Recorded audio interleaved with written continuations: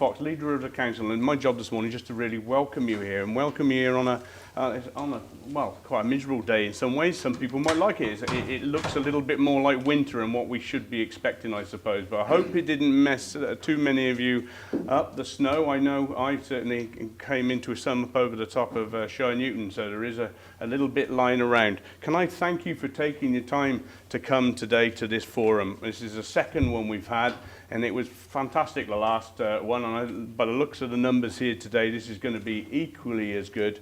It's a real opportunity for us to hear so many groups coming together and reflecting on some of the issues which are concerning you. And I know that some of you may be staying on a bit later on in the day to have a more detailed look at the budget and the things around that. So I hope you have a really enjoyable and more so constructive day with us. We are blessed today. We're having a lot of people who have joined us to help answer some of your questions and take on some of the points that you've made and they'll all be introduced to you a bit later. Can I thank Penny and all of the team for pulling this together again, and obviously the cabinet member there, Deputy Leader Phil Hobson, who will be chairing this today and leading you through the proceedings. Reason we saw a bit slow kicking off, we're waiting for another bus of some more people to join us, and we're not sure what's happened, but we thought we'd better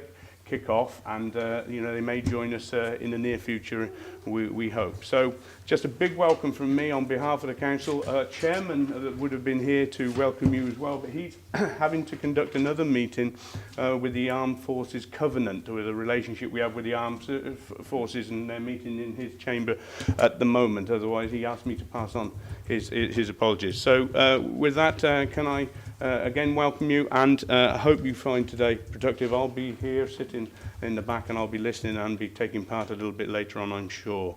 So thank you.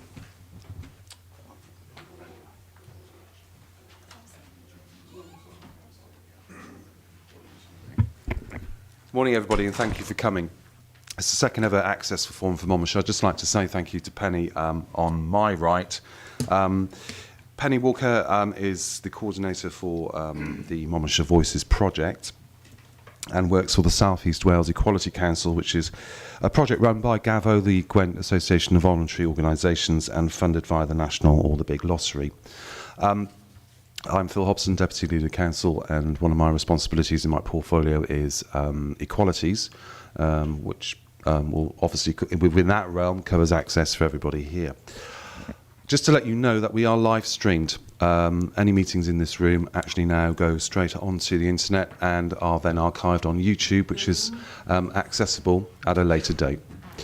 I'll just wait for everybody to come in.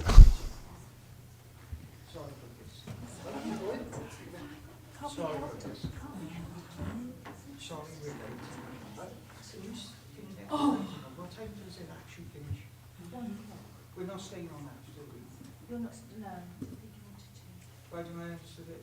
It is 1 o'clock. Yeah. Okay. Yeah, if you want, please. Yeah. Pardon?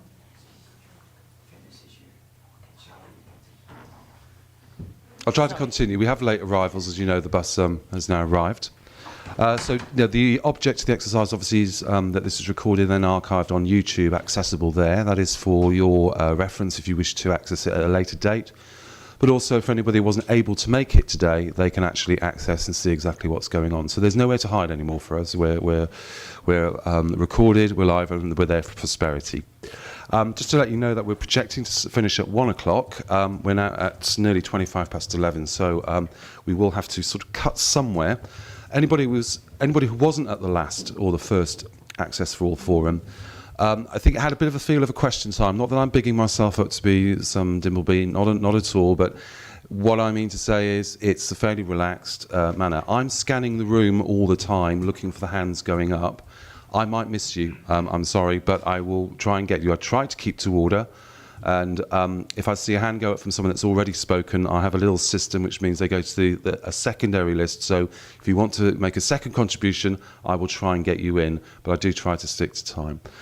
In front of me on the round table, which we refer to as the surfboard, Roger Hoggins and Richard Cope and other officers from our Monmouthshire Transport. We also have representatives today from Newport Bus and from Phil Anslow buses, and that's in relevance to transport issues. So, just some housekeeping. Toilets are immediately outside the front door. Those are clearly marked for you. Should you hear the fire alarm go off, please obviously follow the green signs, and they're immediately outside the room. Anybody requiring assistance, staff and people are trained to evacuate the building for everybody. So, moving on, can I ask Roger Hoggins and the relevant officers and representatives from transport companies to answer any questions on transport, please? I think Roger was going to give us an update from the last forum, just a quick update on the A-boards and street furniture. Okay, thanks, Chair. Good morning, everybody. My name is Roger Hoggins. I'm Head of Operations for Monmouthshire County Council.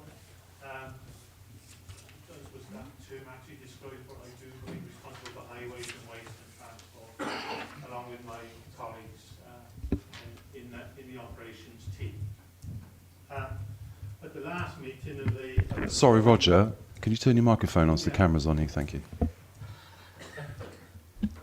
Sorry about that. If you want to be on telly, you've got to press the button. At the last meeting of the Access for All Forum, we talked about various highway matters, and one issue in particular which came up was about obstructions in the highway, and by obstructions in the highway particularly referred to A-boards, coffee tables, displays and the like.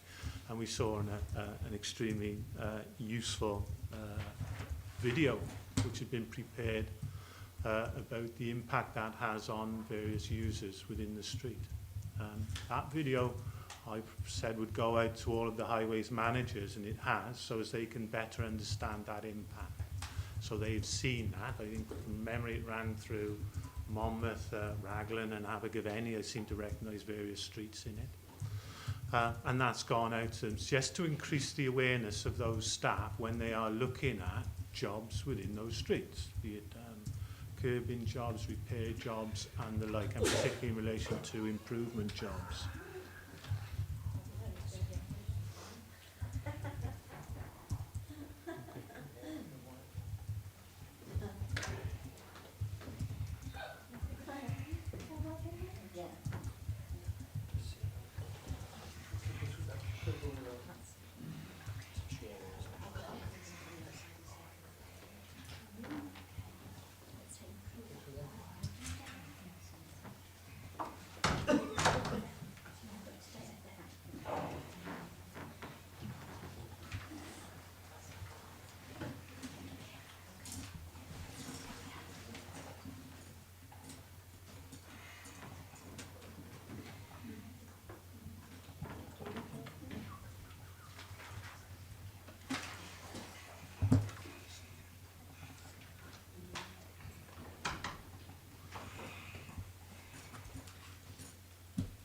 One of the issues which we also picked up on was enforcement of the authority's rules and regulations about what A-boards and what coffee tables may be put where, and the fact that that policy needed reviewing. We weren't policing it comprehensively, but we did say we would look at a new policy. Now that has been prepared. It has been prepared, and it was a comprehensive report which talks about numerous issues and is covered under the title Obstructions in the Highway. And in that we talk about what advertising we may allow, what A-boards may be allowed, and where coffee tables and the like may be prepared. Now that was discussed with our cabinet members informally, but they've asked that further consultation and discussions be held with various interest groups about the impact of that policy before they take a decision. They've also asked actually that we split the advertising away from the obstructions in the highway bit, So we've got to do some work with that, and we are writing back out to various interested groups. And part of that are the shops and businesses which advertise, but similarly, it's groups which represent yourselves as well about that impact, albeit you made it fairly clear last time about how you felt about some of these matters. But we will be writing back out. It doesn't mean to say that it's not going to happen, but it does mean that our Cabinet members, in taking a decision, they want to see a full picture of the impact of that. They also want to understand what other authorities may be doing and how they manage it as well, so as they can do some comparisons in relation to what we may be envisaging versus perhaps what they do in other neighbouring towns, Hereford, Ebervale, Newport and the like. So we will be bringing that information forward as well. That should be within the next month or two back to our Cabinet members. So that's an update in relation to A-boards and generally around the street furniture and the like. Thank you, Roger. Is there any questions from anybody regarding the street furniture policy? I've got 1, 2, 3. Okay, I've got 3. So I'll take the gentleman at the back, lady at the front second, and then gentleman on my right third. Thank you.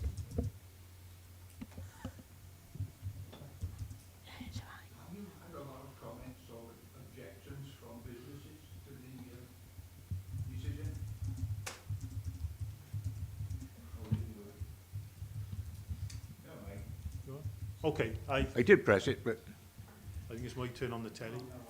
is that, have you had a lot of objections or comments from businesses about it so far? Not detailed one. Yes, you have. Yes, there has been comments back from businesses, not necessarily objecting to the policy and us managing it differently, but there was proposed that there be a charge on it, a license, quite frankly, and that we would charge for that. There was concerns about that, so we're looking at whether or not that is necessary or not, and what others might do. So we're looking at that, and also how it will impact upon some of the businesses.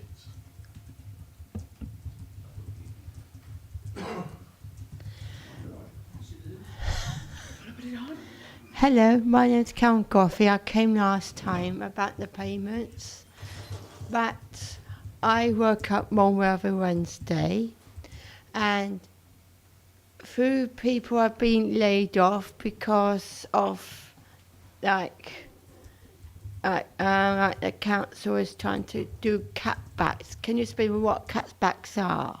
Can you explain to me what cutbacks are? Yeah, in relation to where was it? Where was it? Monmouthshire. Monmouthshire. And I'm worried that I might be cut back as well. I'm a bit worried. I think the only thing I would suggest is perhaps you raise it with. I can't answer that for you, unfortunately.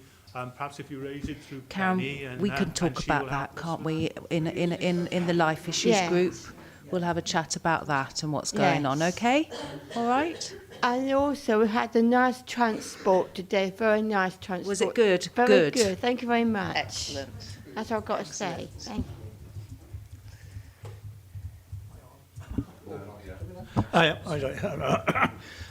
I've Abergavenny with the High Cross area and the street furniture there for the cafes and stuff.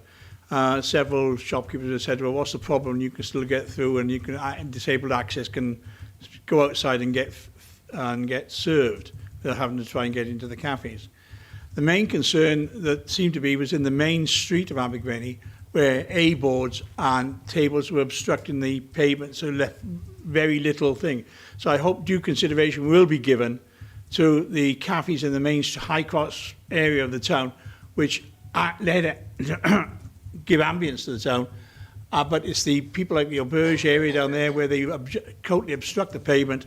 That is the concern, not so much the cafes in the central area. Thank you.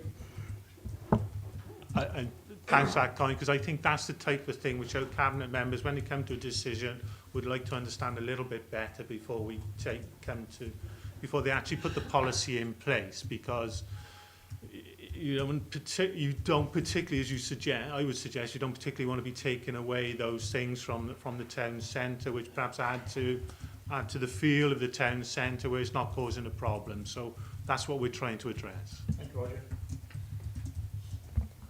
Are there any more questions for Roger, please, on obstructions? Please.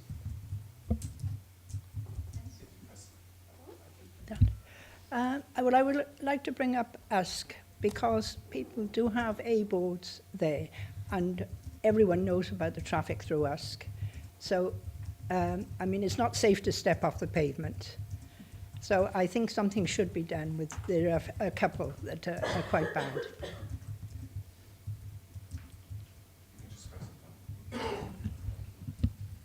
Yeah, I travel through Usk every day, and there are some problems in there which need to be addressed, even probably prior to a new policy being introduced, because I do take the point in relation to the traffic. We're trying to deal with the heavy goods in another way, but I do know that there are other people putting out A-boards and displays which are making it difficult.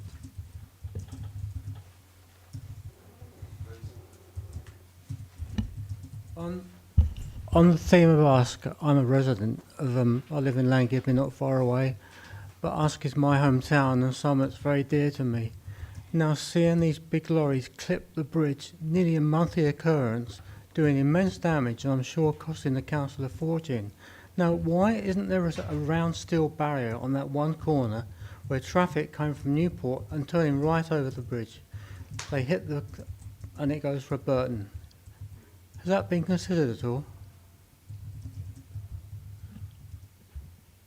Yeah, I would love to put a barrier around that bridge on that corner, quite frankly, because it'd stop them from knocking it down all the time. Exactly. Our concern is we put a barrier on there and it'll actually undermine the foundations if it hits it. Well, it's been Because they're considered. not even, they don't even stop sometimes. They don't realise what they're doing. As they turn it, we don't want to go into too much detail, I suppose, but it's as frustrating to us as it is to residents, actually, that they keep hitting that. We'd like to put barriers around there. It won't work. It makes it too narrow through there in any event for the larger vehicles, which are legitimately travelling through there. So we have got a problem, but I can say that we are working with the police much closer about trying to enforce the orders which are already on there to reduce the vehicles. Did you get any results from the CCTV cameras that were mounted there for a while? Were they effective? Did you feel anybody's collar? We do know the registrations of the vehicles which have hit the bridge most recently since the TV cameras have been there. That's reassuring to know. Thank you. Jenny, please. As I understand it, Guy, as I understand it, your policy is going to make some areas no-go areas for any sort of display on the pavement where the pavement is narrower than 1.2 metres. Is that right? And which areas does that mean there's going to be no A-boards there? Because I think that would make a hell of a difference if there were no A-boards where the pavement's narrow, which applies to nearly all of our towns.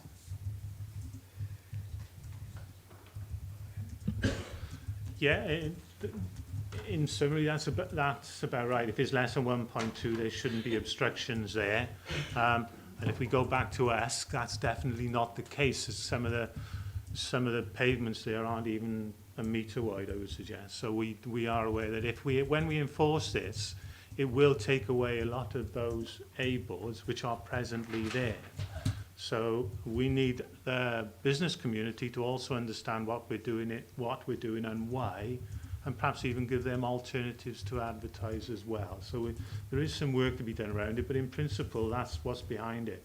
If, however, the pavement's narrow, but then there's a pedestrian area past that, then it will be okay. Then we won't be enforcing at that point.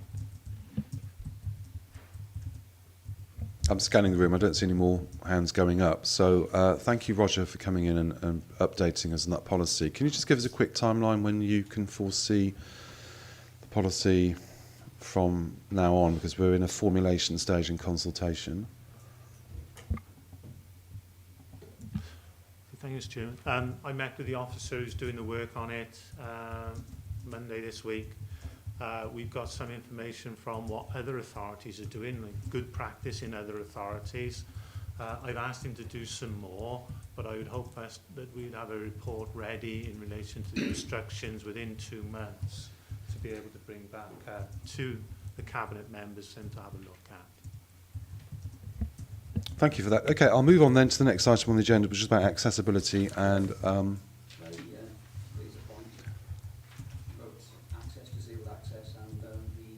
is this in relation to street furniture? Yeah, it's all through the street, it's about Caldecott Town Yeah. Centre, disabled access and the licensing or otherwise of street furniture in Caldecott.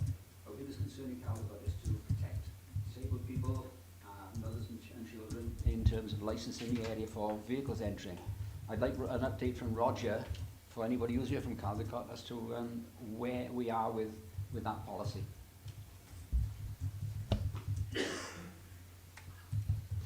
I can only apologise. I can't give you a specific update on that. I know that officers within our traffic management team have been working with local constabulary and with members to put together licences to allow certain businesses access at certain times. But I can't be any more explicit than that. But I can provide a written note back to yourself and perhaps to Penny for circulation out front. That's okay.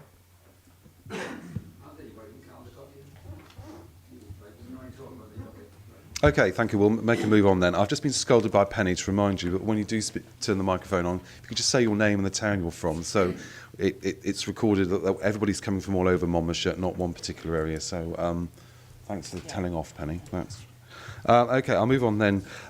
We had 4 main issues entered in for discussion today. The first one is accessibility, which is on your second sheet or your little bundle.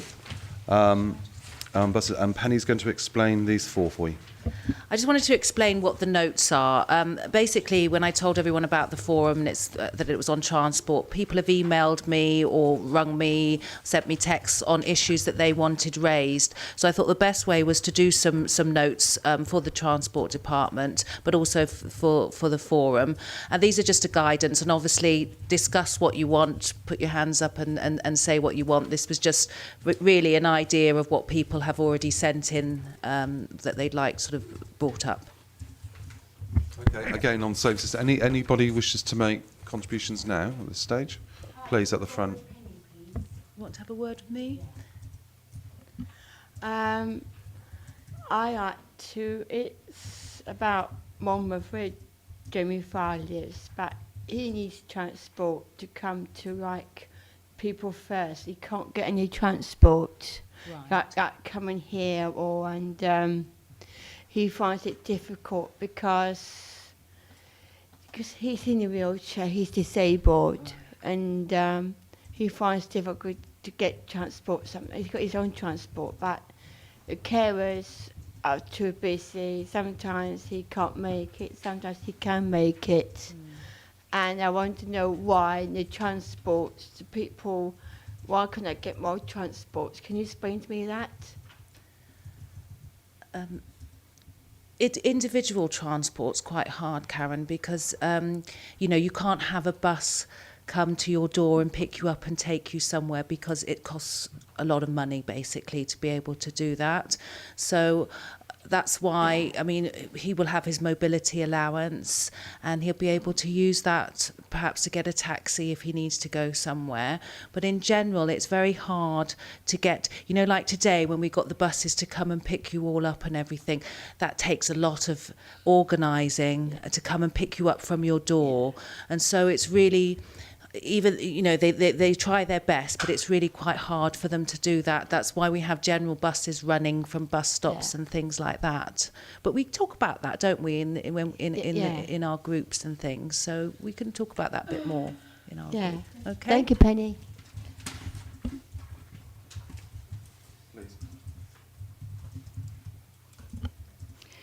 I am Mrs. Peggy Norman, and I live in Usk. And I'd just like to discuss the public transport that we have in Usk. Obviously, this town has grown considerably over the last couple of decades, but the public transport hasn't taken that into consideration, and they come in and stop in the square, and that is where we have to go for it. We alight there and we get off there. Since then, a lot of people have moved in where I live in Manor Court, which is a retirement complex. We have 28 dwellings there, and the majority of the people are around 80. Not too far away, we have another home, Plasmauer, where they're all elderly people. It would be very nice if we could have a bus that would take into consideration that. I'm not asking for more transport. The hourly buses that we get are quite suitable for most of us, I feel. But if we could have a bus stop or alight a little nearer, taking into consideration New Market Street and Old Market Street. Accessibility may be a little difficult in some areas there, but there is a wonderful turning point. We have a building, the British Legion building, where buses are able to turn. So if that could be considered, that would be a great help for an awful lot of us. When we've gone shopping, to have to walk from the square to where we live is an almost impossibility for most of our elderly people. And I have a second point too. We have no bus service that takes us to Abergavenny. Neville Hall is our local hospital. We have no transport to get us there at all. Should we want to visit relatives, not all of us are car drivers, and exactly when we get older, we're certainly not. So could that be consideration as well? I know that would help us an awful lot here in Ask. Thank you. Thank you. I'm going to put the spotlight now on the surfboard, the representatives from our bus companies. Have you got any comments? Can anyone answer those questions at this stage? No. Thank you. Good morning, everybody. My name is Richard Cope. I'm Passenger Transport Manager for Monmouthshire Council. Perhaps I can do a few introductions first. People on the table. From the right is Phil Anslow, who runs the buses in the north of the county, Abergavenny area and Clydach, etc. Gareth Jones from Newport Bus, who runs quite a number of our services within Sevenside, Lower Wye and Central Monmouthshire. Hugh Jones is the Operations Manager of Passenger Transport. Damien Weeks, on my left, is Public Transport and Procurement and Admin Manager. In answer to your question, in relative to taking buses around to Plasmauer and Manor Court, currently, Grassroots does go in there, but picks up near the Royal British Legion, I believe. I know one of our volunteer drivers is here, Trevor, who goes to Cwmbran every Thursday. And I know that you pick up in that area, Trevor. Obviously, accessibility with larger vehicles is a problem. We can have a look at it to see if there is any way that we could maybe get one of the other vehicles to go around there at some time during the day. But it is a problem with larger vehicles. In relation to going to Abergavenny, again, you can book Grassroots to go to Abergavenny. It is available from us to go to Abergavenny, and it does run, I think, at least twice a week on a regular basis to Abergavenny. Oh, once, is it? No, but right. But again, we can look at that, and perhaps, Hugh may be able to give you an update on what he's looking at the moment in relation to that. With regards going from us to Abergavenny, there is a way. It's a roundabout way, and I wouldn't want to do it in the winter, but in the summer, it would be quite a nice ride. You can catch a bus. Newport Transport are doing it at the minute, up to Monmouth, and you can get a connection in Monmouth, and it'll take us straight through to Neville Hall. Our bus goes from Monmouth, and it goes straight through to Neville Hall. Okay, but the only thing is you've got to go up to Monmouth on the Newport bus, change over onto our bus to Neville Hall, and that's most of the days, every day, Monday to Saturday. Yeah, Raglan. I'm actually thinking of people that are quite elderly. Right. And I think that would be an enormous task for them to Yeah, come on and off so many buses. Right, okay. But there is a way, you know. Yes, but surely we can consider them a little bit more, in a better way. Thank you for saying that. Right, okay, no worries. Can I got a contribution later on the... Yes, my name is Pauline Jones. I'm from the Abergavenny Action 50 Plus group. Just in relation to the comments that Mr Anslow has just made, I would like to point out that the buses to Monmouth and from Abergavenny operate only every 2 hours. So you would face quite a lot of difficulties planning one journey a day from Abergavenny to Usk. Thank you. Thank you.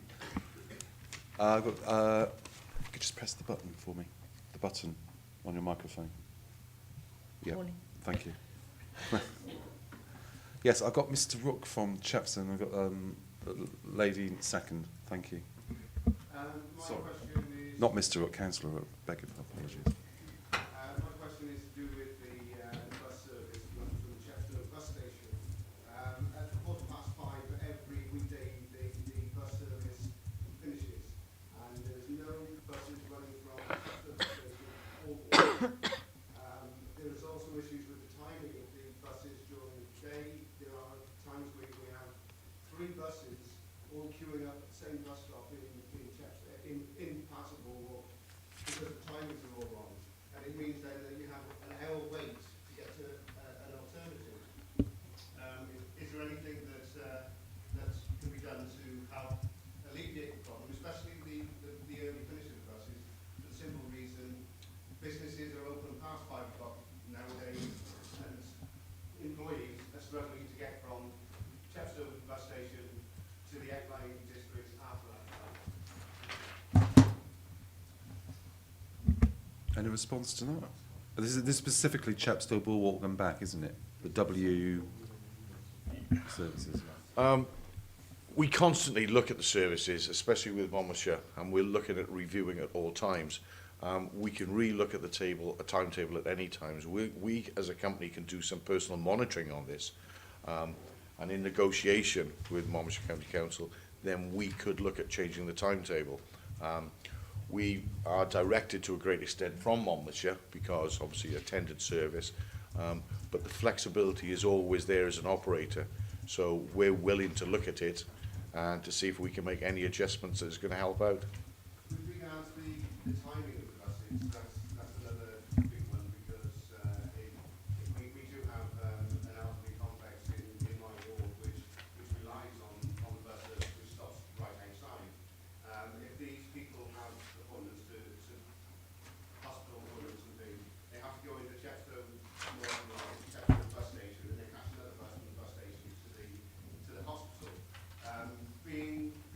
Being all coming on at the same time, it means that as the lady from last comment, it's very difficult to plan your journeys, especially if you have an appointment time. So I think it's particularly relevant that we need to look at how regularly the buses are going to work and at what time. Before, and this is no criticism of your service at all because your buses are fantastic and your drivers are very courteous. But previous to that, you taking over the service, the buses seem to be 1 in 4 will get 20 minutes, and it doesn't seem to be working out that way itself. As I said, we can look at the schedule. The buses are interlinking. That's the whole purpose. But we'll gladly look at it again on your behalf and see if we can come up with some suggestions in the future. Obviously, the services are registered with the Traffic Commissioner, so we have a time period that if we do re-register, then it could take us up to 56 days. But flexibility-wise, yes, we can certainly look at the schedule in the future. Thank you. I'm going to take just 3 more. So, Okay. lady in purple, lady in blue, and I'll go back to Jenny on and that will be it on this section, and then we'll move on to mobility. Thank you. Felicity Brannigan, Abergavenny. I'd just like to ask Phil Anslow first. Do you take scooters on the buses, small scooters? Because I had trouble. But sometimes they'll let me on, and I never once said no. They won't let me on it. Right, all our buses are accessible. And if the driver doesn't let you on, you need to ring me, and I can get that sorted out. It's not a problem. Our problem is being on our Monmouth run that we got 2 wheelchairs. We're not allowed to carry 2 wheelchairs, and what we are finding, we got 2 wheelchairs coming to the bus stop at the same time. Puts the driver in a situation, which one do we turn away? We're in the process. We've got 2 vehicles there that we are converting to two wheelchair buses because of this. Obviously, we can't run one bus because if that's off the road for inspection and service, we need to have another bus, and that is being done as we speak to allow the 2 wheelchairs on that bus at any one time. But if anybody, we had an issue a while ago with a wheelchair tipping over. It was one of these lightweight things, and it tipped over on a roundabout. What we say now, you can travel with a wheelchair, but you travel with a wheelchair at your own risk. So you've got to make sure that the brakes are on and it's fully secured before we leave the bus station. But everybody have got accessibility to that bus. We can only carry 1 wheelchair at the time at the moment, but this time next week we'll have the facility for 2 wheelchairs. Hi, I'm Sue from Chepstow there. Regarding to the buses there, obviously buses are every hour, but then they stop the buses for about 3 o'clock time because of the school kids. And if I'm in town because I'm disabled, I would have to wait for 2 hours for a bus to come to take me down to Garden City.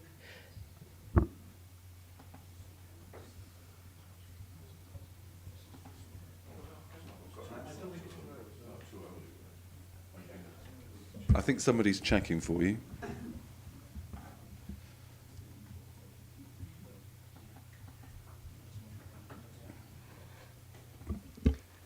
Oh, all right. Yeah, there's 13:45 and then 15:55, so there is a gap which Chepstow Newport Bus utilise the vehicle for school runs. But like Gareth mentioned, we can look at the services, see if we can tweak the running cards of the services and fix that problem for you. Okay. Okay, Jenny, please. It looks to me as if there's a real problem getting people to appointments to both our hospitals, both in Chepstow and in Newport, and it will be in Llanfrecfr in the future. Although I presume that there's going to be mainly emergency use. And Neville Hall. Is there any way that we can work with the hospital and with yourselves to try and make sure there's a proper service to the hospitals? Because it looks to me as if it's very piecemeal at the moment. I might be wrong.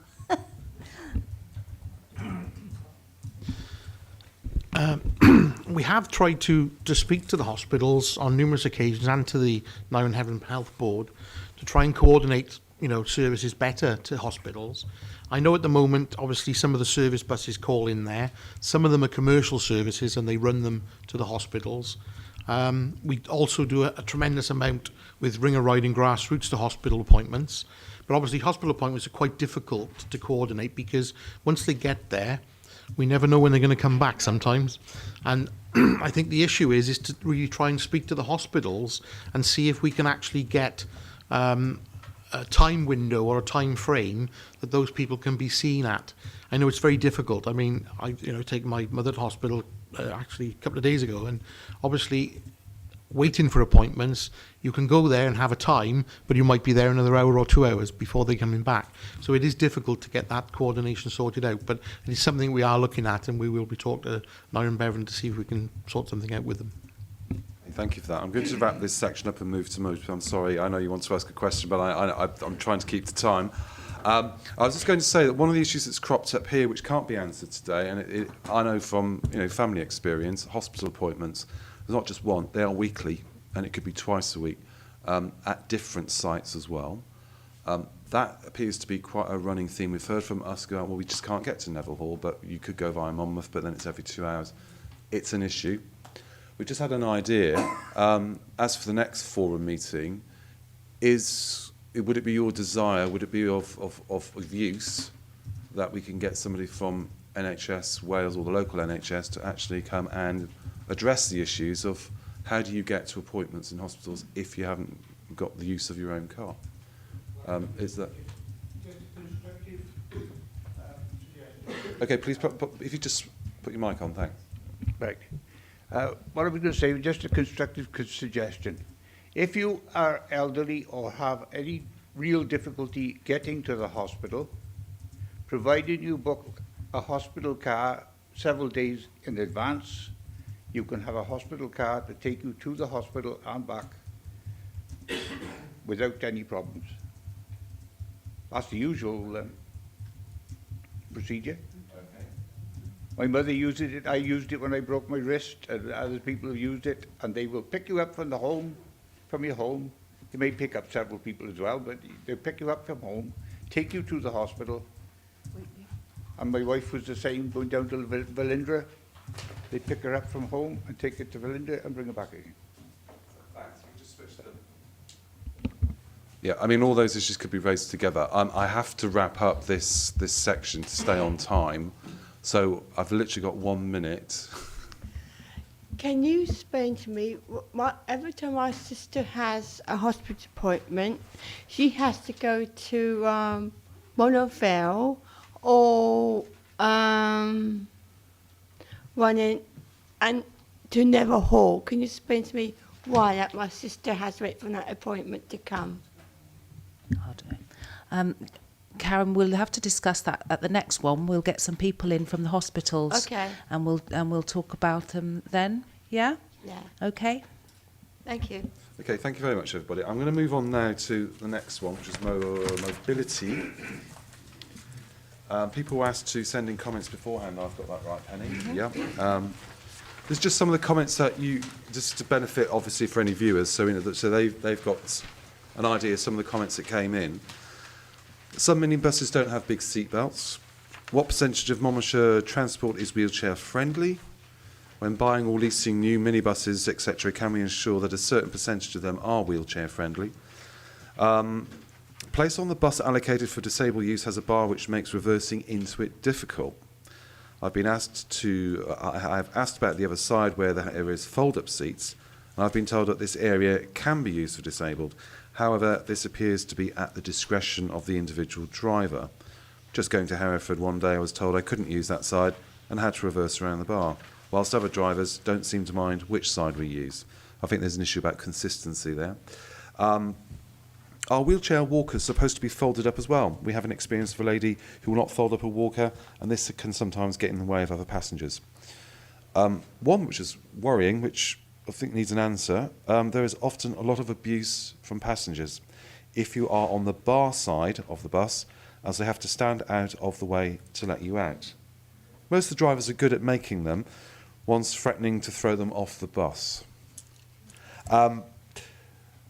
Then there's one about luggage in the corridors of trains. We have nobody from trains today, so we wouldn't be able to answer that one. Can I ask, is there anybody on the surfboard, any representatives who could address any of those points?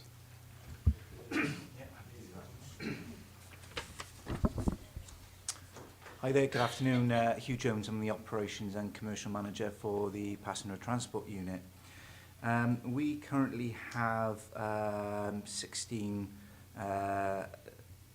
low-floor DDA compliant vehicles. So we have a large percentage of minibus size vehicles which are fully DDA compliant. Of course, these vehicles are, in relation to some of the general comments in there, these vehicles are in very high demand. And taking into account perhaps some maintenance issues or whatnot, they may be substituted on occasion for less spec vehicles then, shall we say, but predominantly those vehicles run up to 6 days a week, and there are 16 of those, again, that are low floor. I think, generally speaking, excuse me, in relation to some of the comments about our wheelie walkers supposed to be folded up, etc., etc., I think that the main purpose here is to ensure that there is accessibility for all of the passengers, and that any of the equipment that are presented onto the vehicles are secure at all times. I'm not quite sure, if I'm perfectly honest, on legislatively speaking, what the case may be there, but it could be that if there is some discretion perhaps with the driver as to how he or she may see fit, as to ensure that equipment is secure. We do have, outside of the minibuses, which are low-floor DDA, we do have 20% of our coach vehicles, that's over 16 seats, which are low floor DDA compliant, and they are in standard form 60 seats, but they can take up to 6 wheelchairs at any one point in time. Thank you.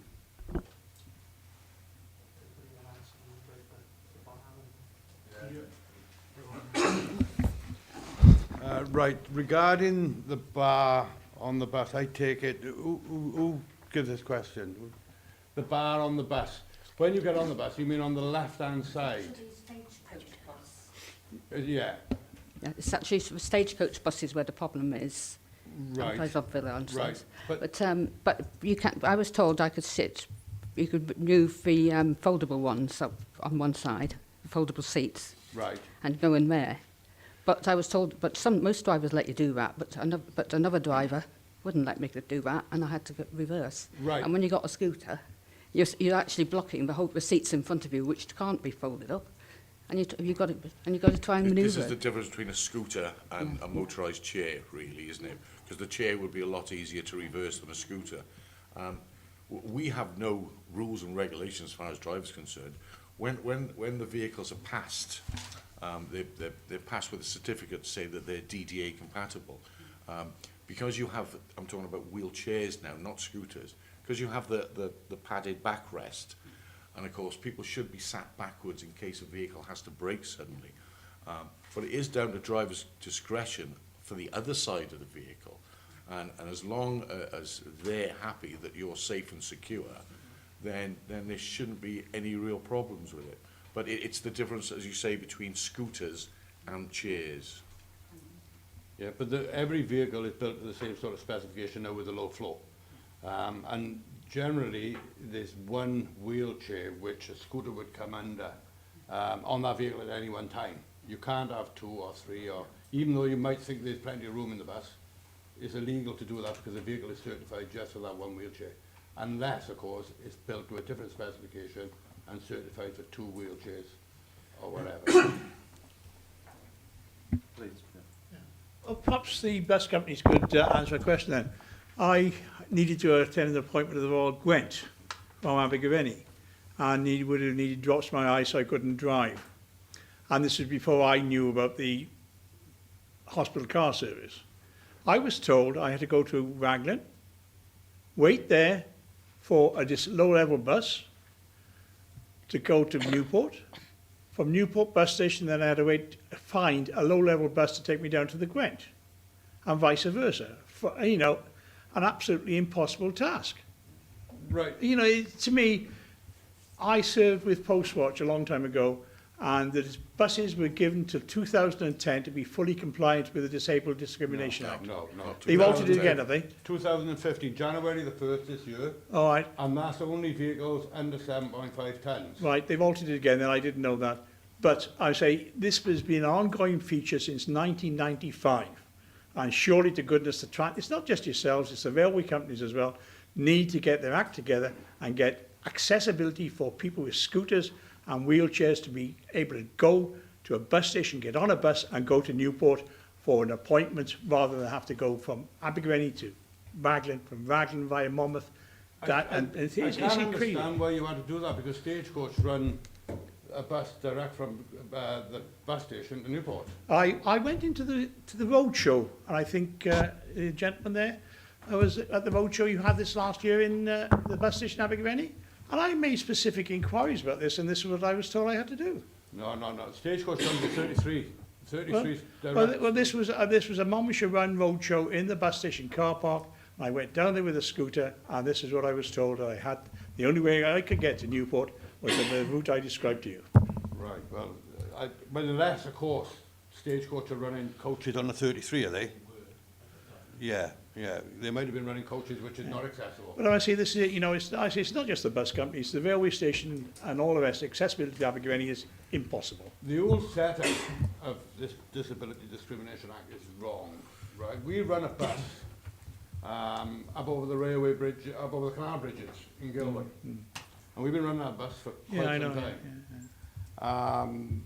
The bus seats 33. We've tried a low floor. A low floor will not go over the canal bridges. So the situation we are put in is, do we miss all them people that lives on that estate by there out with no bus service at all?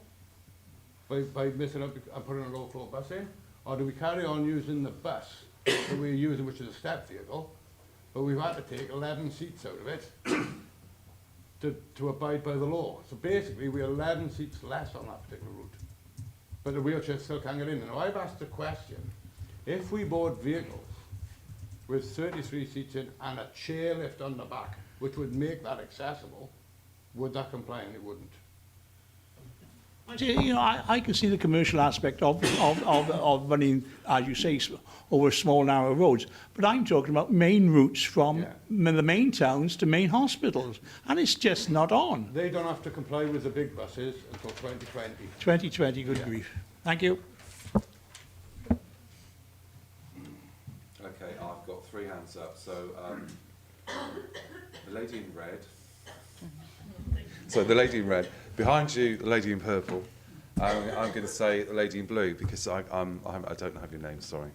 If you just say your names when you speak, thank you. I'm Pat Skidmore from Monmouth, and we have a daughter who's disabled who attends Monmouthshire Resource Day Centre.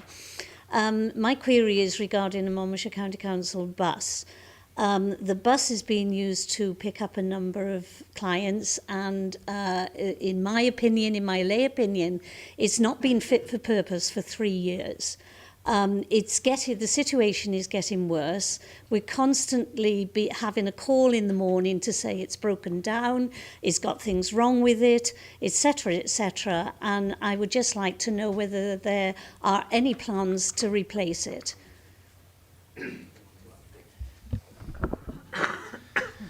Hi there. I met with managers of that area last week to discuss an alternative provision. The vehicle isn't one that is run by the passenger transport unit, but we have been asked to get involved in rationalising the service with a vehicle which is more capable of the job. We plan to, our proposals will be available from the end of January, with a view that we take that on with a much better serviceable vehicle. These vehicles, unfortunately, they are, whilst they are used daily, and they are used daily, they're difficult to replace when they do break down. You know, unfortunately, you can't, whilst we accept that this particular vehicle may have developed a pattern, and a regular pattern of breakdowns, sometimes you can't preempt when or what that breakdown will be and what it will involve. I think that it's the contingencies that you have in place for these services which are important, and should that come across to the passenger transport unit, that's something that we are going to incorporate to deliver that service.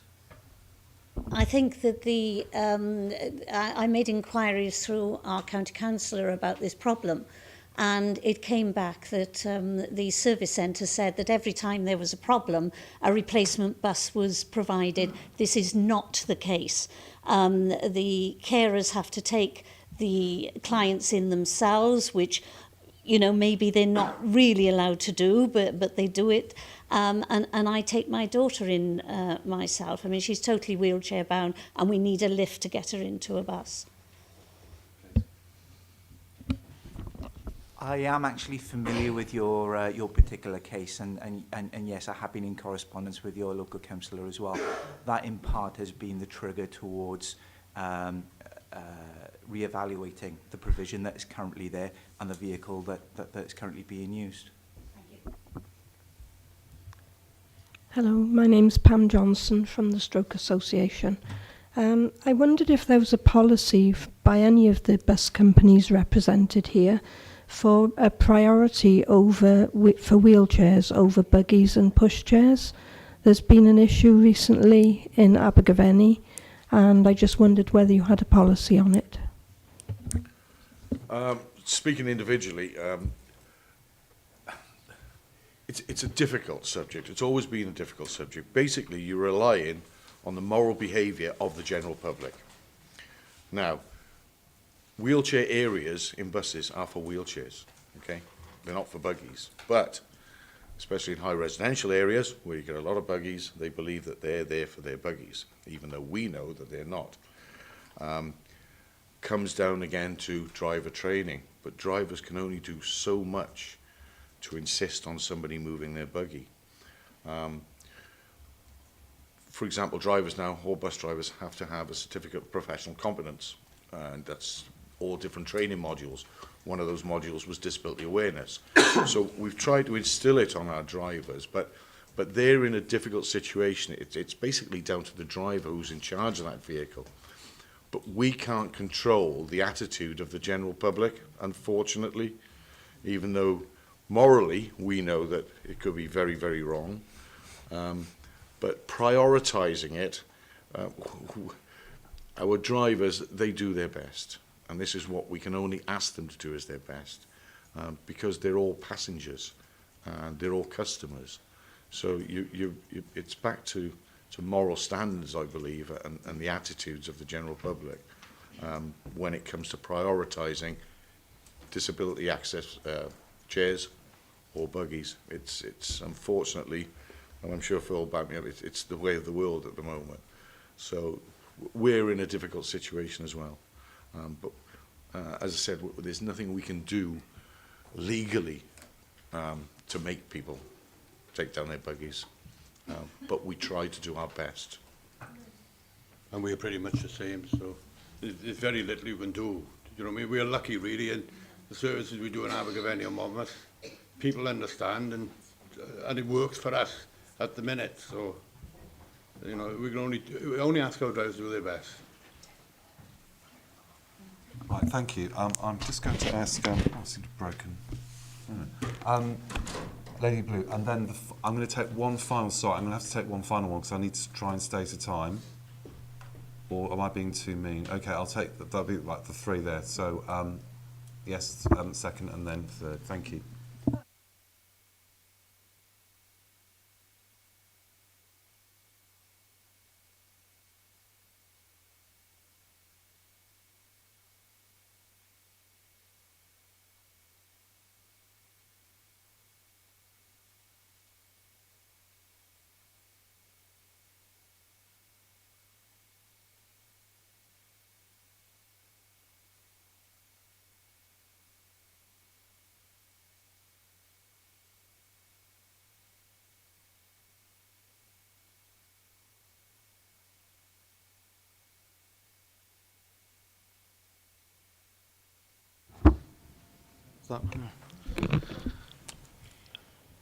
Unfortunately, obviously, railway stations are outside the council's jurisdiction as such, but Network Rail and the DFT have a programme of works for railway stations called Access for All, and they are, at the moment, actually working towards putting in new footbridges or lifts for railway stations. I know that Severn Tunnel is one of those railway stations that is on the actual list to be done. Unfortunately, Chepstow and Abergavenny at the moment are not on the list currently, obviously down to funding issues. But, you know, obviously as a council, we will support and try and lobby DFT and Network Rail to make sure that, you know, we get some action on trying to get these problems solved. Okay, well, obviously, like I said, it takes me at least 10 minutes to get over the other side in that. And by the time I get the other side, I'm totally shattered. And then the train comes, and then obviously, like 10 minutes later, I've got to change again, and so forth. And it's not just fair on people like me to have to suffer like that if I'm suffering as it is at the moment. Can I just come in there? Because, first of all, the bridges are run by Network Rail, so it's not really the Transports Department here. But can I say that Network Rail have contacted Monmouthshire Voices, and they want us to consult with people with disabilities on the new bridge at Severn Junction. And they're looking at a meeting on the 4th of February, which I'm organising. So if anyone here would like to speak to them about the bridge and give them any details of what they'd like the bridge to to look like, I suppose, and the accessibility of it, just come to me after the meeting. In terms of the other bridges, as they say, hopefully, if we show willing in the consultation of this one, and hopefully we could push forward with something for Abergavenny and Chepstow, because I know it's really needed. Okay, if I could take the lead there, and then I'll come to you afterwards, and that'll be on this segment, please.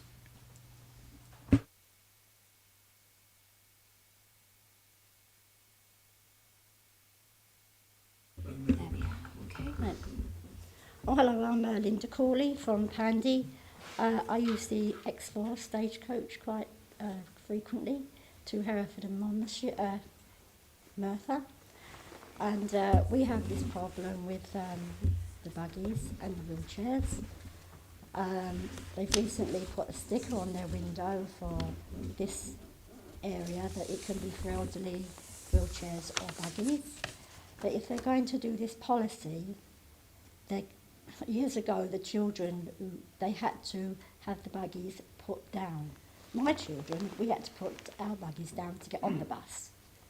But they don't do it now, they just bring them on and just stand there, and you just cannot get out or in. And if you ask them, it's, well, I'm going to be here, you know, you're here, I'm here, what are we going to do?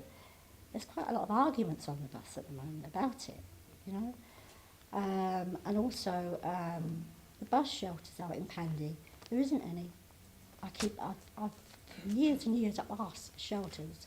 It's an every 2-hour wait, and if it's raining, you've had it. You've got to go back home. So why can't we have shelters? If you're in a wheelchair or if you're on a stick, you've got to sit down. There's nowhere to sit. There's nothing at all. In town, there's loads of bus stops. You know.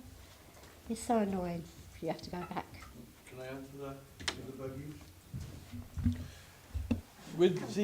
With the buggies and the wheelchair, the first group had a legal case not so long ago over this.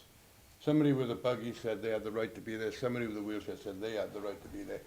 Basically, it's a government problem. They need to legislate. Now, if they legislated and say that wheelchair space is for wheelchair users and not buggies, then this problem would go away. We wouldn't have this problem. But bus operators are stuck in the middle, because if we say to somebody with a buggy, sorry, you can't go in there, they're more likely to take us to court because they're saying they've got a right to be there. So you need to be getting on to the powers that be that legislate for this, or various organisations. As operators, we'd be happy for you to do that, to turn around and say, this is a wheelchair bay, this is for wheelchairs and disabled people only, no buggies. And that, as an operator, that would suit me fine, because it takes a lot of the pressure off us. So it needs to be addressed. I agree with you, it needs to be addressed. Right? But we can do very little as it is in the minute. It's like everything else, it's all hanging in the air and nobody will make a decision. So until we get the authorities to make these decisions, then there's nothing that we can do about it at this moment in time. And when you have to sit backwards on the bus, you know, on a rainy day, the windows quite get steamy. You can't see where you're going. You're just sitting backwards. Sometimes it can make you feel quite ill. Yeah. But if you sit on a minibus, you're sitting forward. So why do you have to sit backwards on the stagecoach bus? That's a manufacturer's. The vehicles are manufactured to a certain standard. Now, these vehicles have been inspected at the factories where they're built. So the manufacturers have taken advice from whoever the organisations advise them on disability awareness, and the safest mode of transport, I think I mentioned it earlier, should a vehicle have to brake suddenly or be involved, hopefully not in an RTC, then basically momentum, it's just a safety precaution. That's why you have the backrest, which is padded. But that wasn't enforced by us as operators. That's by the bus manufacturers, whoever they may be, Scania, ADL or whoever. But that's what we buy, and that's what we're told to buy. So I'm not too sure who advised the manufacturers originally. To be honest with you, everybody in a bus would be better off sitting backwards. Because it's safer for the people in the bus to sit backwards and rely on seat belts. It was the same years and years ago in the RAF. If you went on like a liner, then everything sat backwards. Because if there was a problem, sitting backwards is the safest way to be. Thank you. I'm going to intervene there because we are slipping on time. Thanks for your contributions, James. Sarah, please. I just want to say two things. Why are the ambulance drivers, the hospital transport, why are they timed to pick up patients from the hospital to the house? Because when I went to Cardiff 2 weeks ago, I went in to see my consultant about half an hour after I was supposed to do, because they were very late. And I had a call then from the reception saying that they waited for me. Well, and I was a bit panicking then because I was thinking, I want all the questions to my consultant, but then I'm thinking the hospital transport is waiting for me. As a rule, I usually report to reception afterwards. But is there a new regulation, or is it just one of those things, and is it due to cutbacks? And the second one is, I registered for Diagonal Rides a couple of years ago, but I haven't had any membership form or nothing. I just had a phone call. I just rang them up to say, can I register? I haven't paid for Diagonal Rides or nothing, because I think Diagonal Rides is, well, better than any transport, well, apart from taxes, that is, which is brilliant. But, no, so is it due to cutbacks, this hospital transport? And where can I get a membership from Diagonal Rides?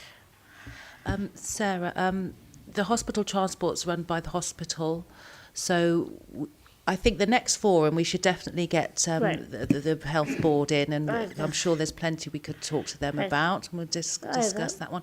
And Dial-A-Ride, I have the detail. Well, it's called Grassroots, isn't it?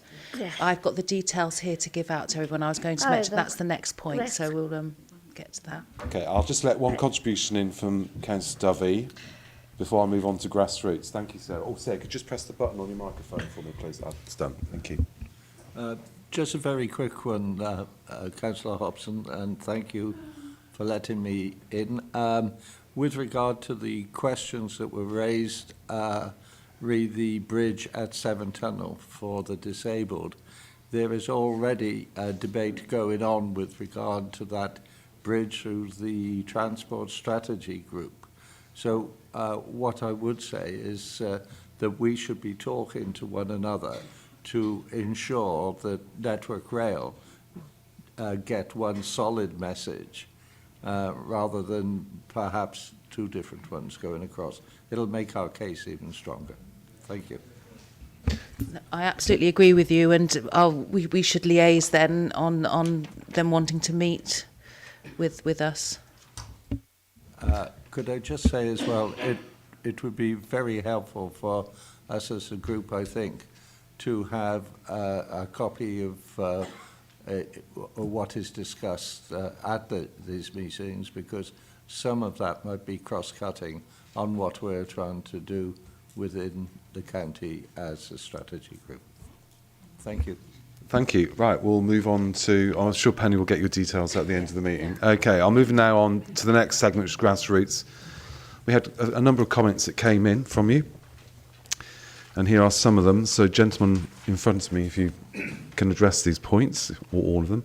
Grassroots community transport, not all of their buses are accessible due to the height of the steps to board the bus. There are some buses with lower access, but we don't know how many and what their availability is. This has actually prevented someone from using the service. Availability on certain days can be problematic. For example, someone has tried for 2 weeks running to have a lift into an activity, but it has always been fully booked, so they have been unable to attend. Again, high steps on Grassroots buses is coming up.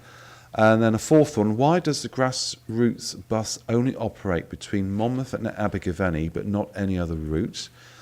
Also, one appears to sit in Pandy between pickups, but won't pick up any passengers going to Abergavenny. I'll take comments and any further questions after. Gents? Thank you, Chair. I'll pick up just on the general side of this on grassroots. Obviously, grassroots has grown tremendously over the past 10 years of operation that's been going now. And we do have well over 5,000 registered users on grassroots. And we do carry between 5,000 and 5,500 passengers every month. It does cover the whole of the county. You can use it wherever you live in the county, not just between Monmouth and Abergavenny. But obviously demand is high, so there are some days when, you know, it is fully booked on certain routes. We have looked at the way we take some of the bookings because of a lot of people book as a regular user, and then we have had problems with people not turning up and not letting us know, so obviously then that seat is not taken up.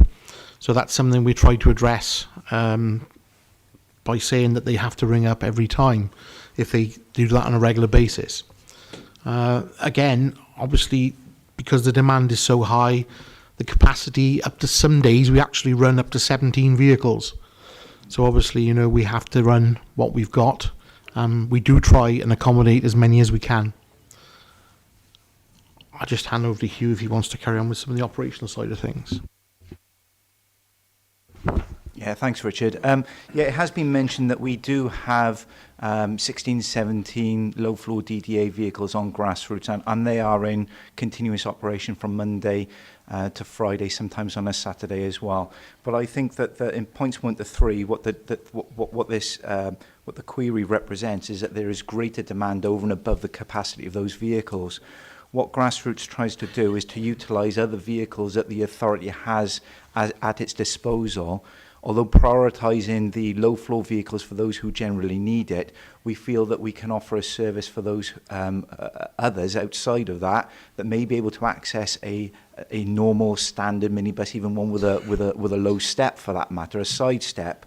And that may, generally speaking, whilst it does help a lot more of the Monmouthshire community, perhaps gives an impression that we don't have low-floor vehicles. We certainly do. These vehicles have been used what we call overspill vehicles. If we can't accommodate requests on the low-floor DDA ones, then we can offer an alternative should members be able to access a standard one. One of the limitations that we do have, however, on grassroots is the distance that we are able to travel, the operational distance. And that sometimes doesn't allow, even though Richard quite rightly mentions that anybody can join and anybody can use it, that's quite right. But Monmouthshire is a large authority, it is a rural authority, and we are limited in terms of distance. Rule of thumb is normally about 15 miles from the town that we have a service registered in, if that helps at all and makes any sense. Got two hands up, so front row and then again in the middle. Thank you. I'd like to speak to Penny, please, because she's a favourite lady. Yay!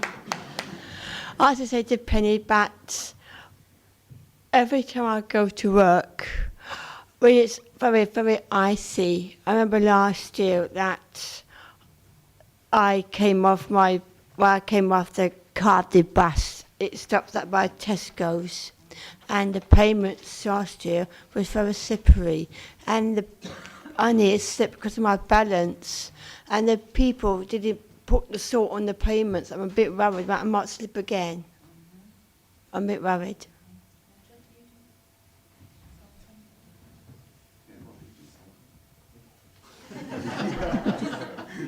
So if you could you just press the button? Yeah. Okay, we don't guarantee to salt all footpaths during inclement weather. When the snow gets particularly bad, we snow plough and we do clear snow off footpaths and the like, and we will grit them at that time. But we don't necessarily grit them every time that we grit the highway. That being said, if we've got a particular problem somewhere where there's water standing on a footpath, and if we know about it, we can do something about that. I won't solve the problem completely, but we can try and remove water in those particularly difficult places. So if that gets reported to the one-stop shop or to our highways team, then we'll try and do something about it.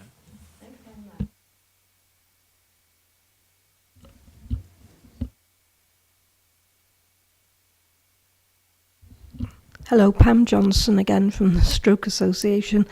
I think most of the questions on grassroots came from me, or comments. I was just wondering, you were saying about the buses with lower accessibility.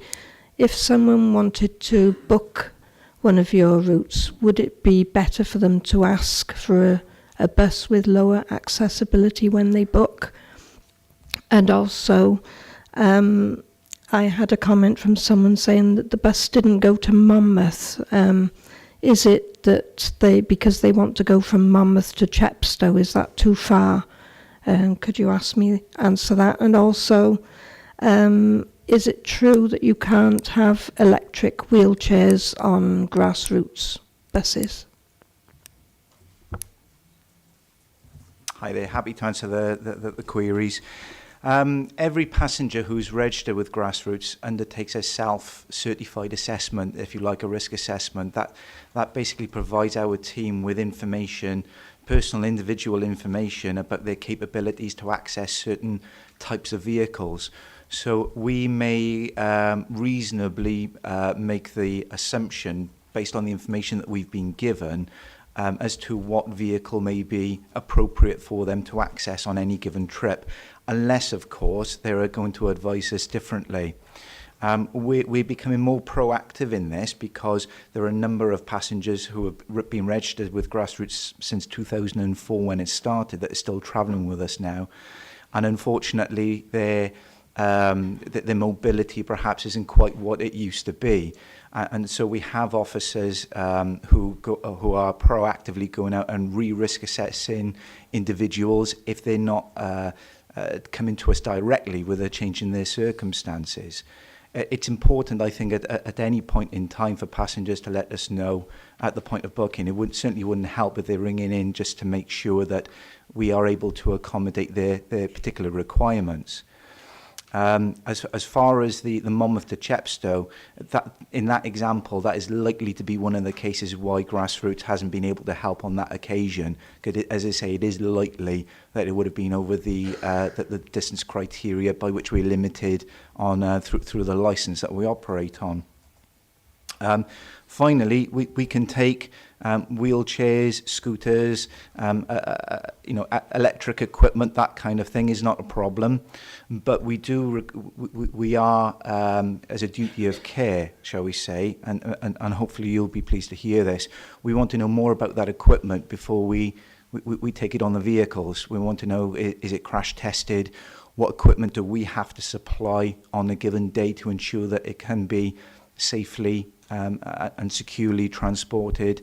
And there is an unfortunate issue that we try and be as delicate as we can with. The equipment that we have on the vehicle does have a maximum load-bearing weight, and we do have to give that some consideration, not only for the user, but for the driver as well. Remembering that Grassroots is predominantly run by volunteers.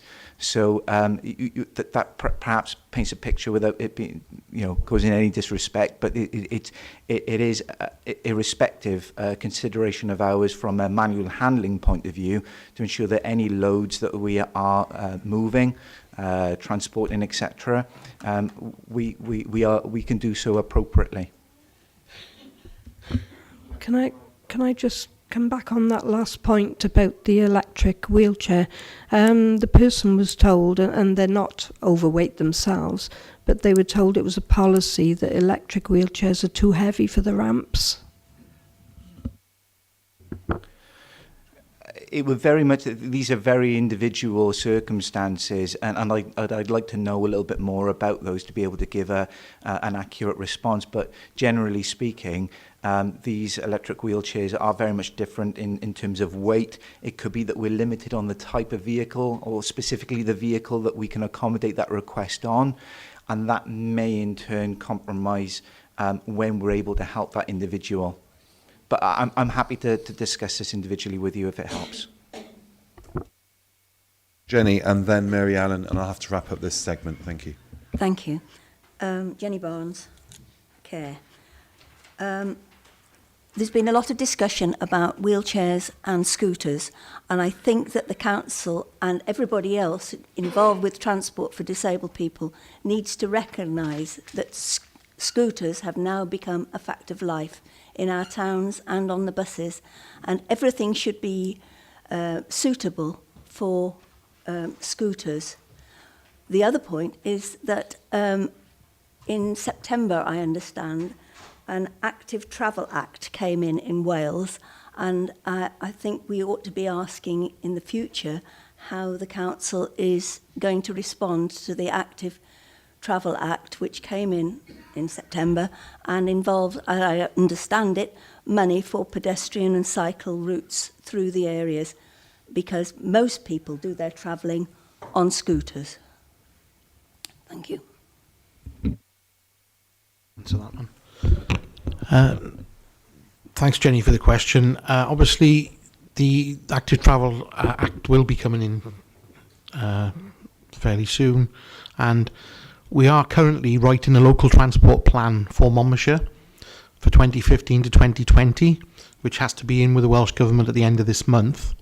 And there are a number of active travel schemes within that local transport plan for every area of the authority. So we have a Caldicot active travel network, a Chepstow active travel, Abergavenny, Usk, etc. You know, it has been consulted on. It was consulted on during December, and obviously it will be printed hopefully by the end of the month. Jenny, you're looking like you haven't heard about it. I hadn't. I heard of this from Dad. Okay. Sorry, I heard this from Dad in Torvine, and we certainly haven't been contacted about it. There were obviously a lot of consultees with it. Abergavenny, Brinicum Forum, etc. All those were actually consulted on. Well, Dick Cole was actually on the Strategic Transport Group, and he's provided comments for the Abergavenny area on it as well. Okay, thanks. Okay, we'll get this cleared up afterwards. If I could ask Mary Allen to come in, please, if you had a question. Thank you.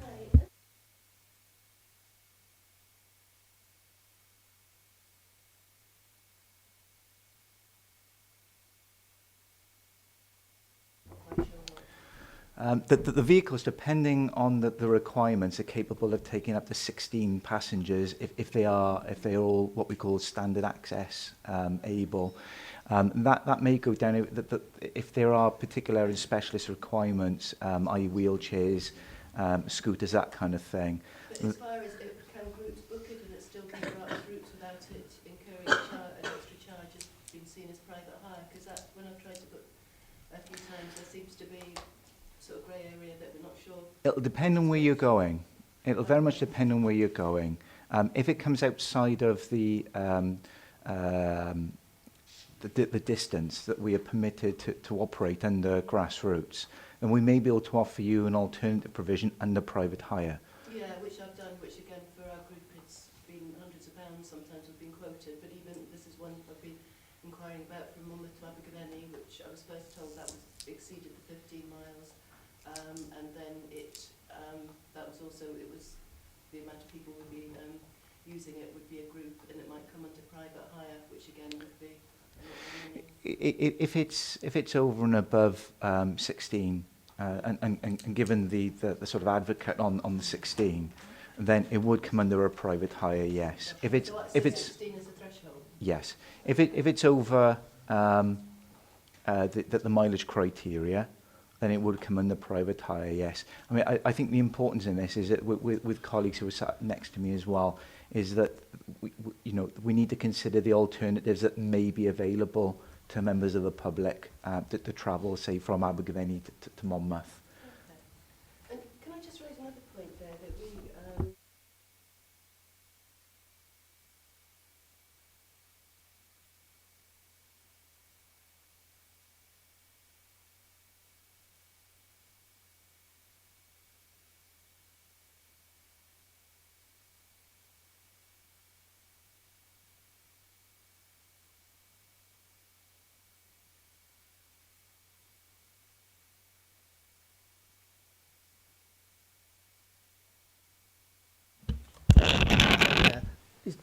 got a timetable with you? Did you say it was a concession? Concession. Yeah. Yeah, the timetables go out in a standard font size. I believe it's 12. Richard uses. Timetables are available in alternative formats. I think it's saying easy read in the recommendations, which is... Yeah, I mean, with the timetable cases, obviously we've got so many services that operate in certain places. We display the timetables that operate via that stop. If there are any problems, specific stops, like I said, or you want a bulk load of particular timetables, we can provide those in alternative format. Richard produces them in... Yeah, well, if this is a particular service, with the timetables, like you say, there are a number of services, like Abergavenny, there are quite a number of services, so we have to display all those, but we don't go lower than 12 font, so people can read them. I believe that's the font that we should be using. I'll make checks with my colleague who produces the roadside publicity and come back to you. And again, if I take the details of any services you want, we'll get those in big print. Thank you very much. At the end of the meeting today, or the forum, Penny has got the grassroots guide, which is about how to apply, who can apply, how to book, and journey cost. £5 per household sounds good for up to 4 people. Within each journey book costs £2.75 per adult or £1.35 per child. I think there'll be a queue afterwards, so I'm seeing if I can do it. Thank you. Might need some more buses. Thank you. Right, if I can move on then to the next segment. Thank you, Penny. Sorry, what was that?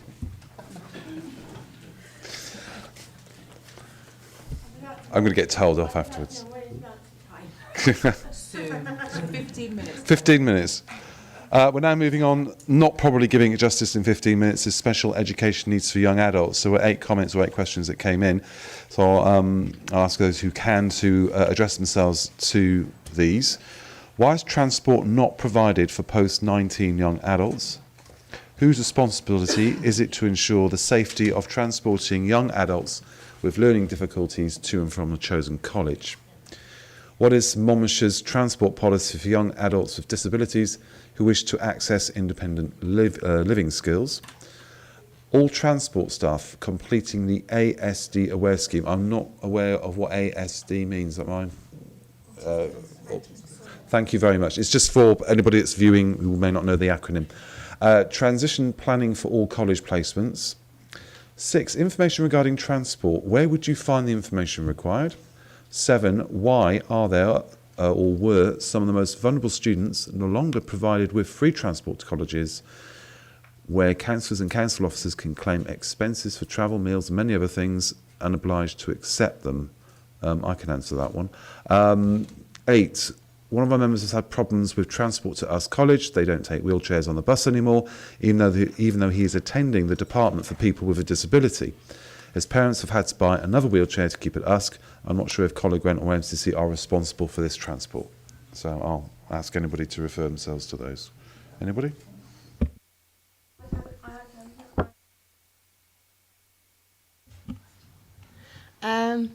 Many years ago, when I used to catch the bus, it was last time that for when I was working that there wasn't no bus sign. They had a cardboard by what used to be the old college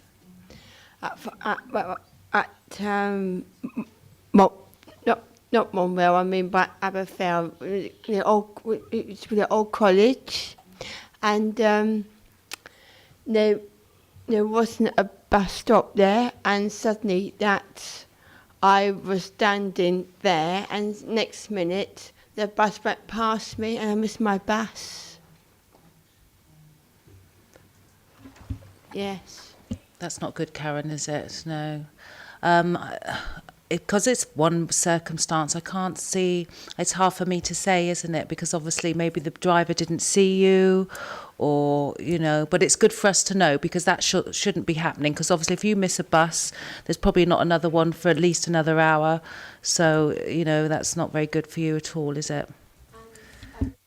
Another one is that last time that the Cardiff bus broke down, I wasn't in it for work, and and then a bus came, took me to work. That was all. Yeah. Sorry, I will come to you at the back, but I just want to ask, is anybody on the table able to refer to some of the questions? Thanks, Richard. Yeah. Thank you, Chair. Thank you, Chair.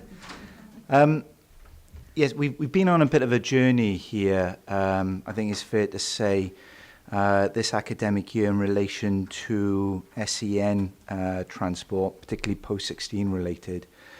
And I'm pleased to see around the room today some familiar faces from parents who the authority have met with through this journey. We're not there yet, but with your continued support, we will be. However, generally speaking, removing the SEN element out of this for just a second, there is and hasn't been any statutory home-to-school transport for those who are post-16 for a number of years now. The applications are made on a concessionary basis to access spare seats on existing contracted vehicles. And over the last sort of couple of years, that side of the policy has changed to the extent where the support that Monmouthshire continues to give post-16 learners is still there, but in varying forms. However, in relation to post-16 SEN requirements, there hasn't actually been a change in policy. The last policy was adopted by members in 2010. It's actually an education-based policy which the Passenger Transport Unit is facilitating. In essence, the policy has opened the door to receiving applications from parents for those pupils who have special educational needs, and the transport requirements that may be available to them through public services may not meet their needs in order to get them to their education establishment and to continue on their further education. Therefore, the policy and application process was put in place for parents to apply for discretionary transport. The discretionary transport is one which allows the parents, as I say, to make their case, which is very much an individual one. And the case is reviewed and determined based on individual merit by a panel of officers who would consider all of the information that may be supplied to them at that time. The outcome is sometimes in their favour, depending on the circumstances. Unfortunately, not in their favour in other circumstances, but there is a process of appeal in place. In terms of whose responsibility it is to transport these young people post-19 into continued further education, well, actually, that is a process that the authority is looking at to make sure that that's seamless. Because, as I explained, it comes to a point where they are 16 and they transfer from the statutory, which would come from the Passenger Transport Unit, perhaps over to adult services, children's services, etc. And that process needs to be a little bit, needs to be more seamless than it has been. There is currently a review of the policy in place. And as I say, lessons learned from this year where we've needed to.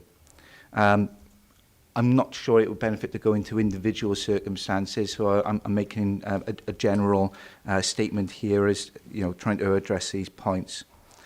In terms of completing the ASD awareness scheme, not quite that specific unless it is determined within the risk assessment for that individual as a condition of travel, and we will ensure that the relevant training is in place. However, there is and has been a rolling programme of works to train certainly drivers at a PSV level, or PCV level, should I say, through what we call the CPC, Certificate of Professional Competency, as well as the authority's own in-house driver training scheme, where we are rolling out the training on different levels, 3 different levels, bronze as a minimum, silver and then gold, which will be determined by the level of need of that individual. Most often, that the transport request will be accompanied by a risk assessment, which has been undertaken by a qualified member of staff or consultant, and that will obviously determine then how the provision is provided, what level of training is required from the driver members of staff.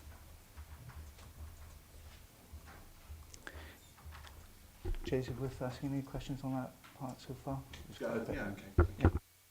I did have a question at the back. I had a hand up, please.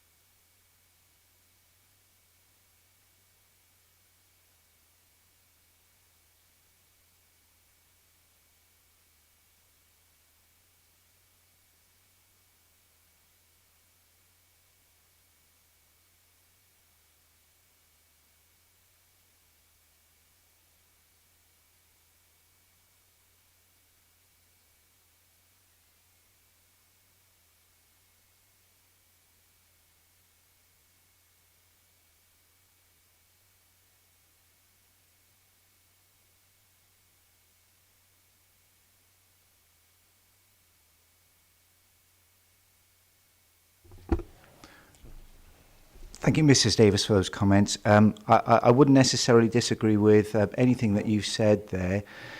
In fact, there's quite a bit that I would support, very much in terms of it being an individual. You're right, there are personalities involved in this, and that's not seen on an application form. The decisions which need to be made in respect of the discretionary applications and in view of that policy do need to take on board, and they do need to consider more so the individual's needs, and that's what it's actually designed to do.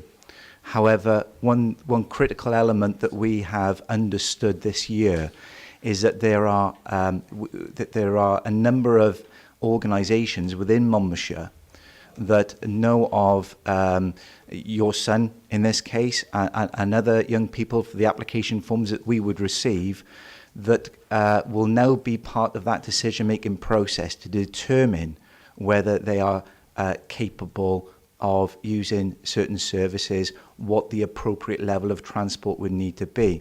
And the critical part of this for us as a starting point is which is something that we're doing, is to review the application process, the application form, so that it's more transparent. We can get the information earlier, more accurate, more detailed. That's the first thing.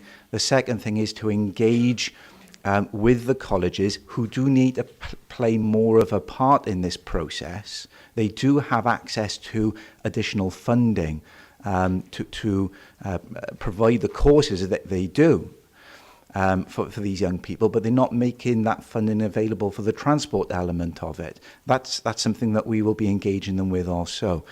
But together with the college, together with colleagues in social services or children's services or the special schools that they have been attending, in other words, the transition meetings that happen, we will now be part of that process where we haven't been before. That is critical. Information is key in order for us to make an informed decision.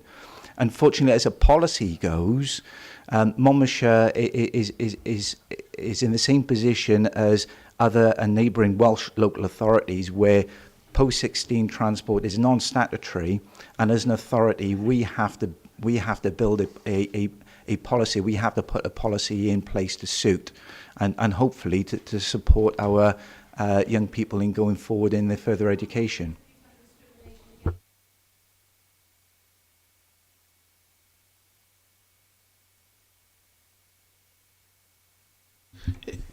If I could come in here, perhaps. Currently, we don't get funded at all from Welsh Government for any post-16 pupil, whether it's SEN, mainstream or anything. We don't get funded at all. The colleges currently provide bus passes to students on mainstream transport through what they call a grant scheme. We did pay a travel grant for that up until this year, and obviously that's been taken out through the budget mandates.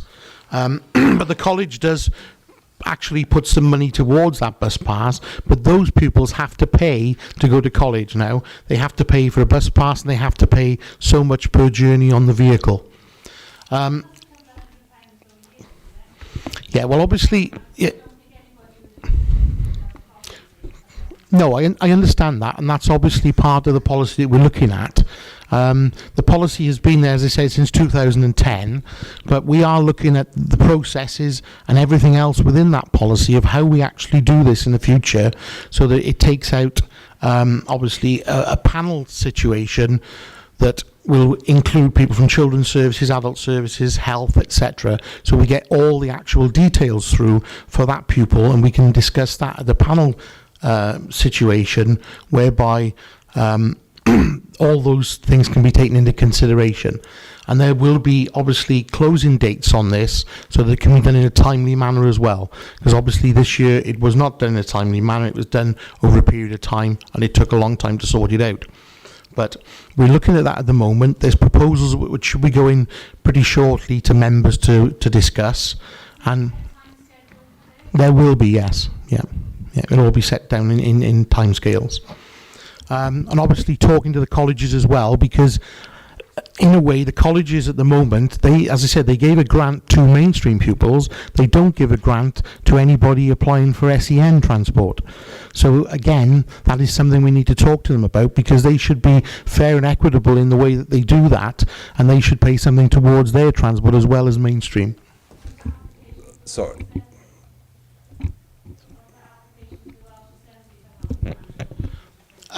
Again, obviously, you know, any lobbying to the Welsh Assembly, we'd be fine with that. At the moment, we don't get any funding at all from them, nothing whatsoever, for post-16 transport. Thank you. I'm going to move on now. I know Mr. Rook, Councillor Rook at the back. David, can you switch your microphone on so the camera just switch on, so for the benefit of viewers. This will have to be the last question today, I'm afraid, in this segment. I'm sorry to disappoint anybody that might be waiting to ask a question or speak. Again, this is to do with the provision for post-16 transport. I care for a child with mental health issues. He was schooled at a special school up until 16. After leaving 16, he applied for a course at Pontypool College and was accepted.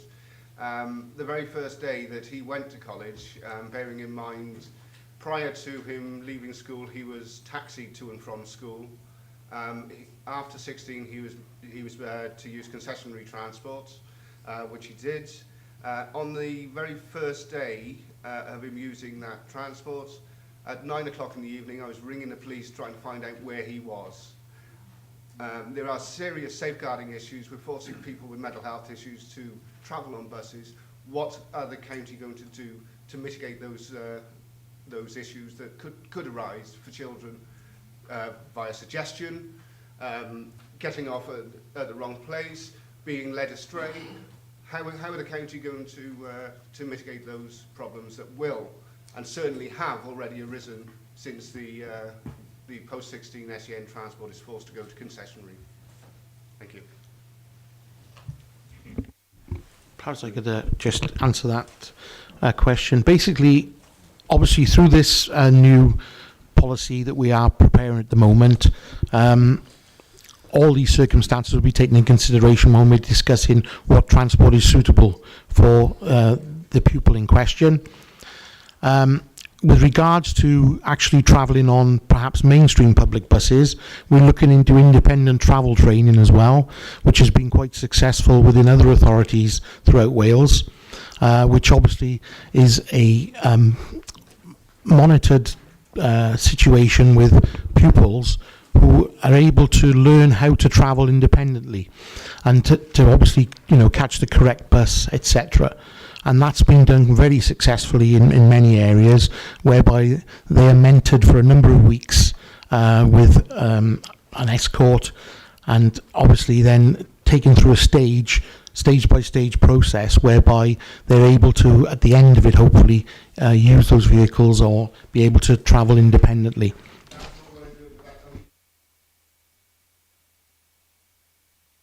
Those children whilst using that transport. The lad I care for didn't miss his bus. He was tempted away around Cumbran by somebody else he met in college that very same day, the very first day. He didn't know this person. He had no idea of how this person was going to react with him, but he still went with this person, got off the bus and went around Cumbran. How do you safeguard those children? Well, obviously through independent travel train, they will be hopefully brought into that situation where they're told not to go with anybody else, that they would, have to make sure that they travel, and, perhaps we have some sort of card system with the bus drivers, or the bus drivers are aware of that person and where he's going. But obviously, all these things we need to look at as part of this policy, and safeguarding will obviously be top of the list on that. Thank you. I'm going to have to wrap it up there, because I know we've got transport arriving for other people. There was a budget meeting at 1 o'clock, which we've already put back, so I know that they've got to get in here for 1:30. Thank you all for coming. I'm going to let Penny wrap up, and we hope to see you again at the next forum meeting. Thank you. Yeah, I'd just like to say thank you everybody so much for supporting the forum. I hope you've enjoyed this as much as the last one, and again we'll be having another one in another 3 months. Please get my contact details. I will circulate the minutes of this meeting to everybody, and it's an ongoing process. This is a dialogue between us and transport, as the last one is now a dialogue between us and highways. So it's a two-way street, and we can keep engaging. Okay, thanks a lot for coming. Oh, and please fill in your forms for me. Thank you.